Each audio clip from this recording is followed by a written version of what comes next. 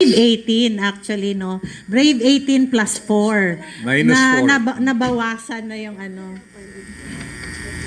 Nabawasan na yung ano, no? Nabawasan. Kaya ito yung katanungan ko. I think ka-Astra, ikakat din kita kasi kinat mo ako.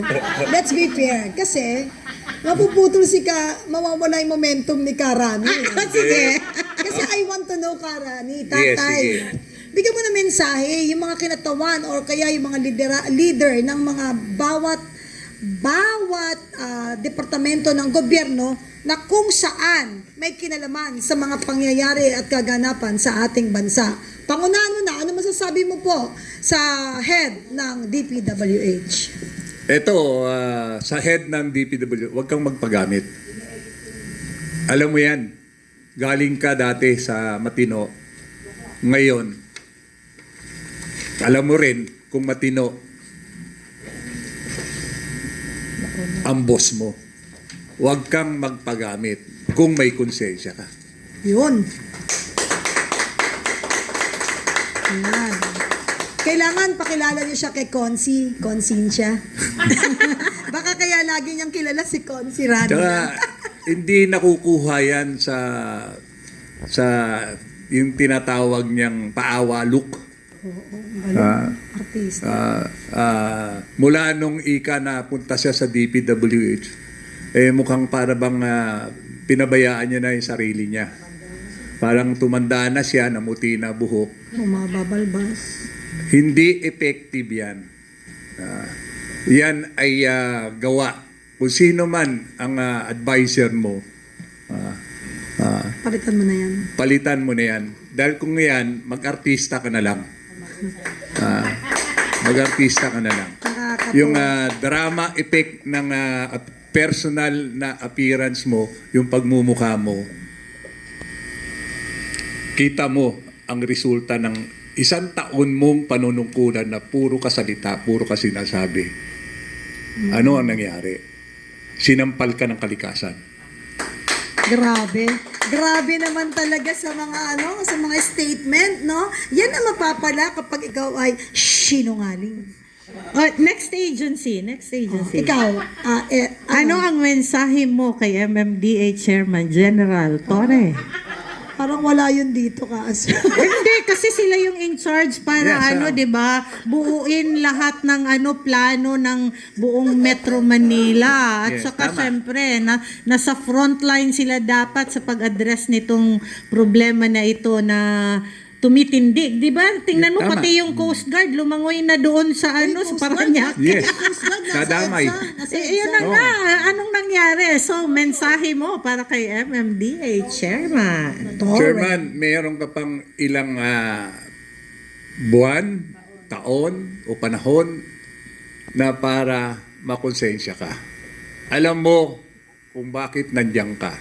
At alam mo rin kung ano pinagagawa sa'yo. Gumising ka. Tingnan nyo ang nangyayari.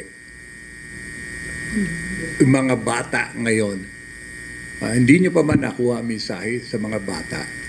Bata na bumabaril, bata sumasaksak. Iyan ang mga henerasyon na dapat natin proteksyonan. Dahil nakikita sa atin ngayon na walang direksyon, kaya pati ang mga kabataan ngayon nawawala na ng direksyon. Alam mo, Attorney Artist, alam mo kung bakit ka nilagay dyan. Huwag ka na mag-remit.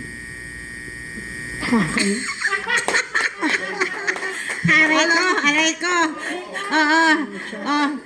May naman ako, isa pang ahensya na gustong magmensahe. Wala yan sa lahat ng sinasabi mo. Mahaba. Hindi, very important ito kasi kalikasan, ang mensahe mo para sa feeling Superman na si John Vic Rimulya ng DILG. Alam mo, ang dami kong kaibigan na membro ng LGBT.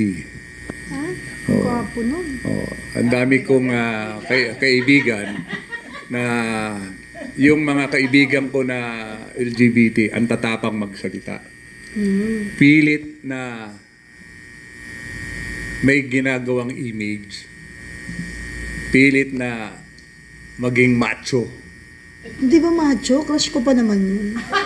Hindi, yung kaibigan ko LGBT sinasabi ko, hindi ko sinasabi. Siya.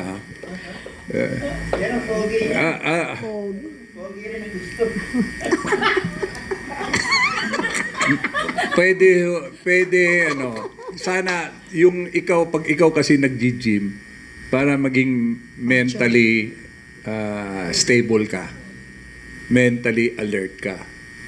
At kailangan lagi kang physically fit. Kasi pag physically fit ka, mentally equipped ka. Ayun. Pag mentally ka-equipped ka, ano ka? So, LGBT ka? Ay, sana sir, gampanan po natin ang ating tungkulin base doon sa ating oath of office. yun. At basahin niyo po uli. Kaya nga Hindi ba? Teka, Tatay Rani, ayan, ganyan. Ako din, ito, follow-up question. Nakita mo na ba siya nitong baha na bumisita sa mga na nakaganyan? Kasi nabahaan tayo, di ba, yung mga LGU. Binisita na ba niya yung mga LGU at nagganyan-ganyan siya ng Di ba iba na ngayon Tanong, nakaupo? tanong. Iba na nakaupo sa DILG. Wag kang ganyan, Ano ka Day. ba? Huwag kang Siya pa ganyan, rin, Day. John Kadiri Vic. yun. Si Abalos na, di ba? Ano ka ba, si Abal? Ang daming germs Alam doon. niyo, baligtad na tong ni Kadiri doon, Day. Huwag yun. Ang daming germs doon. Yeah. Madalas pa naman ako magpapay-pedicure. Tapos papupuntahin mo ako doon sa baha. Kadiri, Day. Huwag kang ganyan. Meron pa sa dulo. Meron pa yung pahabol, tatay. Sa huli, yung word mo. Makukulong na talaga. Meron pa yan sa huli. Hindi yun subject to kulong yung sinabi mo ngayon. At disclaimer po ako po sumasagot lang sa mga katanungan. Itinuro yung I'm nagtanong. just answering the query of the anchor. Ayan, si Castro yan. Kasalanan mo lahat yan, Castro. So hindi po ako part as a compliance. Tatay Rani, Oh, ma'am. ano ang mensahe mo naman ngayon sa mga local government officials, lalong-lalo na in Metro Manila? Kasi hindi ko na ulinigan na nagkaroon yata ngayon ng meron ba